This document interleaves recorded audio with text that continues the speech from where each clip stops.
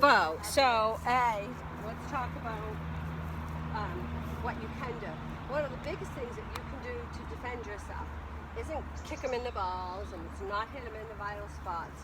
It's to make a scene, right? So you're over here all by yourself. Isaac and those guys are right over there. Somebody could come up, grab you, and drag you away. Nobody would ever know. But if somebody came up and you yelled, "Back off! Help me!" Do it, but you have to. Help me! Yell to get away from me! Yell F off! Something. See, it feels weird for you. I know, it's weird. You have to practice it. Yeah, just go, ah! Do it. Yes, I know. But making a scene, draw our attention. Because see, look at who just came. No mind. So the dog would come and protect you. Yeah, you would say It's called making a scene. right. That's the biggest thing. Someone comes up behind you and they go, so just turn, and I'm not. But so they come and they grab you and they go, "I have a gun, be quiet or I'm going to shoot you." They're going to shoot you anyway. They're an asshole.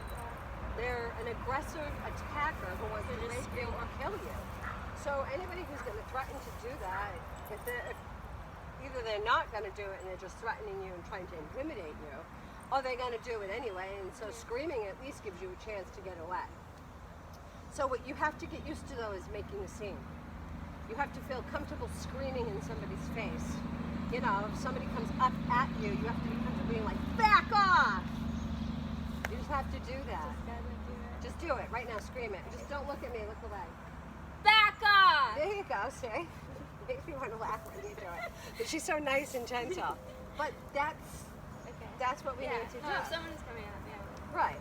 So now, not only if someone's coming at you, you know, now what we want to do is we don't want to become a victim. So making a scene, always scream.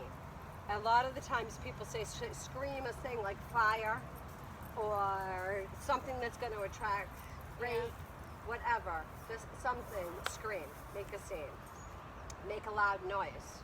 Now, talking about making a scene, you're driving in your car and someone jumps in the passenger seat and says, "Drive," has a gun on you, right? It's called a carjacking, but you're driving, right? Or you get in your car And there's already someone in the back seat. Hopefully you've listened to all my other rules of thumb, which are park in a safe area, never park somewhere where somebody could sneak into your car and other people can't see you. Always check the front and the back seat. Always lock your car doors.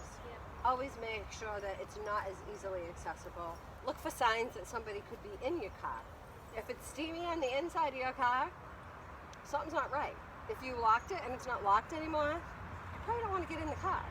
If you got in and the guy's an evil, smart, sinister human being, which there are plenty of them out there, you're not even going to know that they're there. So they come in there behind you, so sit and face forward.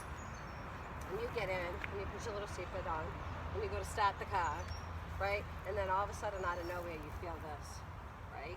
So because he has a gun, and he has one hand on you. Well, you got this hand, you can do a lot of stuff with that. You have your keys that are heavy, you can do a lot of stuff with that. You can poke him with the keys, punch him in the head, hit him with your head. There's a bunch of different things that you can use as weapons. Open the door and pick it open. Open the door and jump out. It's jump out, right? Or you're driving. Now, you have a seatbelt on because that's the first thing everybody does, right? Is they put their seatbelt on when they get in the car. So you're driving along and hit something. Just hit something as hard as you can. Hit a cop car. Don't drive by a police guy when a guy has a gun into your head. Drive into an area where there's a lot of people. There's different carjacking things that we can do, right? So a guy jumps in your car.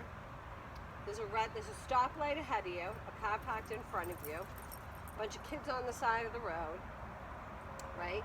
There's a police station up on the left, and he's sitting behind you kind of like this. And you come to the stop sign. What's the best thing that you can do to protect yourself? Drive. Hit the guy in front of you, probably, you know. But that's to protect yourself. What's the about best the- thing that you can do to protect all the other people around you? Police station. Pull into the police station. So there is kind of a rational thought process that you need to go through, okay? Right? So carjackings.